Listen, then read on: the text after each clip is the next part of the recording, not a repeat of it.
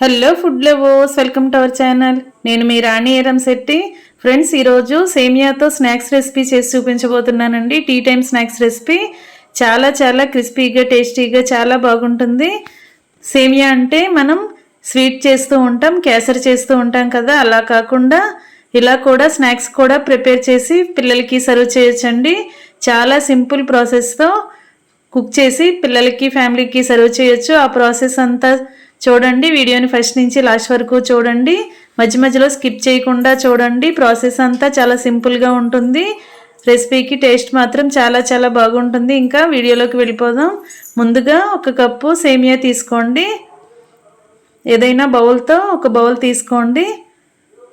నేను 1/2 కప్పు సేమియాతో చేసి చూపించబోతున్నాను. వీటిని ఉడికిద్దాం. స్టవ్ ఆన్ చేసి గిన్నె పెట్టుకోండి. 1 గ్లాస్ వాటర్ పోసుకుని 1/2 టీ స్పూన్ సాల్ట్ వేసుకోండి. వాటర్ బాగా కాగటం స్టార్ట్ అయిన తర్వాత మాత్రమే ఈ సేమియాని వాటర్లో వేసుకుని ఉడికించండి. 2 నిమిషాలు ఉడికించండి. ఎక్కువగా ఉడికించినట్లయితే మెత్తగా ముద్దలాగా వచ్చేస్తాయండి. అలా కాకుండా హై ఫ్లేమ్లో 2 నిమిషాలు బాగా ఉడికించి వెంటనే స్టవ్ ఆఫ్ చేసుకోండి. ఇలా నేను చూపించే విధంగా మాత్రమే ఉడికించండి. మనం ఒక పలుకుని చేత్తో పట్టుకుని నొక్కి చూసినట్లయితే మరి ముద్దలాగా కాకుండా కొంచెం పలుకుగా అనిపించాలి. ఈ విధంగా ఉడకాలి.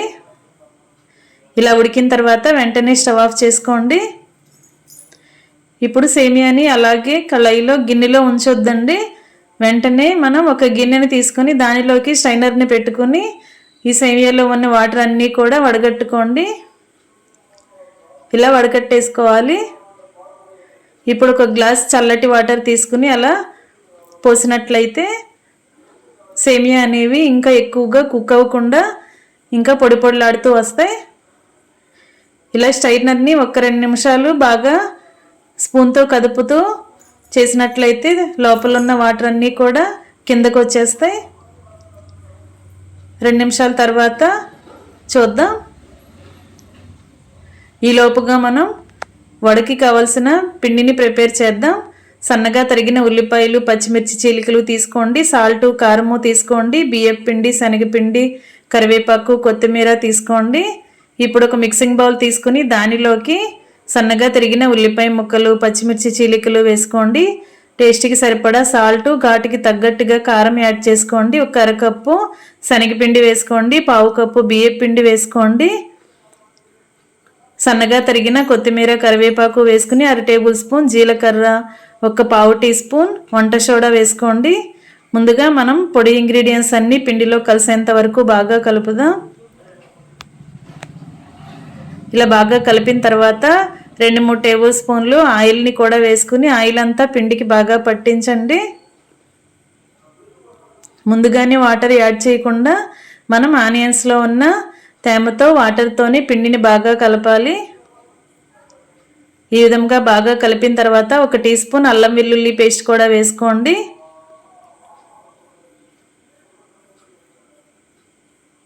అర టీ స్పూన్ గరం మసాలా కూడా వేసుకోండి. ఇవి రెండూ కూడా మరలా పిండికి బాగా కలుపుతూ పట్టించండి. ఇప్పుడు కొంచెం కొంచెంగా వాటర్ పోసుకుంటూ పిండిని మరి పకోడీ పిండిలాగా కాకుండా మరి గట్టిగా కాకుండా కొంచెం మీడియంగా కలుపుకోండి. వాటర్ని కొంచెం కొంచెంగా మాత్రమే పోసుకుంటూ కలపండి. మనం వడలు చేయబోతున్నాం కదా, వడకి కరెక్ట్గా పిండి అనేది రావాలి. ఇలా పిండిని బాగా కలిపిన తర్వాత ఉడికించి చల్లార్చిన సేమియాని అలా వేసేసుకుని మరి చేత్తో ఎక్కువగా ప్రెస్ చేస్తూ ముద్దలాగా కలపకూడదండి. పైపైన ఇలా లైట్గా కలపండి. ఈ సేమియాకి మనం కలిపిన పిండి అంతా బాగా పట్టించండి. వేళ్లతో ఇలా పైపైనే కలుపుతూ ఉన్నట్లయితే సేమియా అనేది విరగకుండా ఉంటుంది. ఈ విధంగా బాగా కలిపిన తర్వాత కొంచెంగా పిండి ముద్దని తీసుకుని వడలాగా చేసి చూడండి. ఈ విధంగా మనం చేసుకోవటానికి వడని కరెక్ట్గా రావాలి. పిండి అనేది కొంచెం పలుచగా ఉంది అని అనిపిస్తే ఇంకొక 2 టేబుల్ స్పూన్లు బియ్యం పిండి కూడా యాడ్ చేసుకోవచ్చు.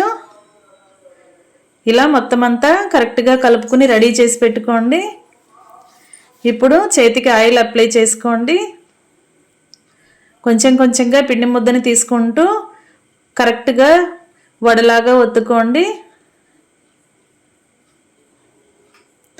ఇలా ఈ విధంగా రావాలి. ఇప్పుడు ఒక ప్లేట్ తీసుకుని దానికి పైన అంతా కూడా ఆయిల్ అప్లై చేసి మనం చేసుకోబోయే వడలని ఇలా ప్లేట్ మీద పెట్టుకున్నట్లయితే మనం డీప్ ఫ్రై చేసుకునేటప్పుడు వడలు తీసుకోవడానికి ఈజీగా ఓపెన్ అయిపోతాయండి. ప్లేట్ నుండి మనం చక్కగా తీసేసుకోవచ్చు. ప్లేట్కి ఇలా ఆయిల్ అప్లై చేసి ఒక ప్లేట్ని పక్కన పెట్టుకోండి. ఇప్పుడు మనం చేసుకున్న వడని అలా ప్లేట్లో పెట్టుకోండి. చేతికి కొంచెం కొంచెంగా ఆయిల్ అప్లై చేసుకుంటూ పిండి ముద్దను తీసుకున్నామంటే పిండి అనేది మనకి చేతులకు అంటుకోకుండా వడ అనేది కరెక్ట్ షేప్లోకి వస్తుంది. ఈ విధంగా తీసుకుని ప్లేట్లోకి పెట్టుకోండి. ఫ్రెండ్స్, ఈ స్నాక్స్ అనేవి చాలా క్రిస్పీగా టేస్టీగా చాలా బాగుంటాయి. మీ అందరూ కూడా ఒక్కసారి ఖచ్చితంగా ట్రై చేసి చూడండి. స్నాక్స్ అనేవి పిల్లలకి పెద్దలకి అందరికీ నచ్చుతాయి.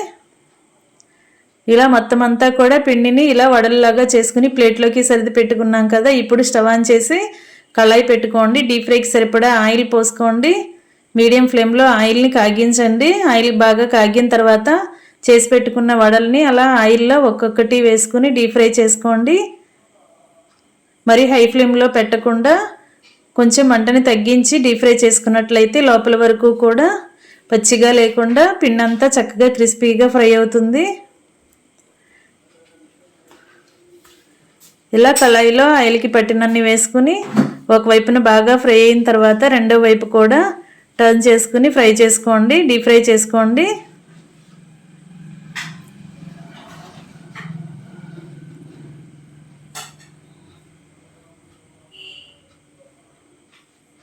ఫ్రెండ్స్, ఛానల్ని ఫస్ట్ టైం వాచ్ చేస్తున్నారు సబ్స్క్రైబ్ చేసుకుని పక్కనే ఉన్న బెల్ బటన్ క్లిక్ చేయటం మాత్రం మర్చిపోకండి. నేను పెట్టబోయే రెసిపీస్ అన్ని డైలీ మీ ఫోన్కి నోటిఫికేషన్కి వస్తే ఓపెన్ చేసి చూడండి. మీకు నచ్చిన రెసిపీస్ని కుక్ చేయండి.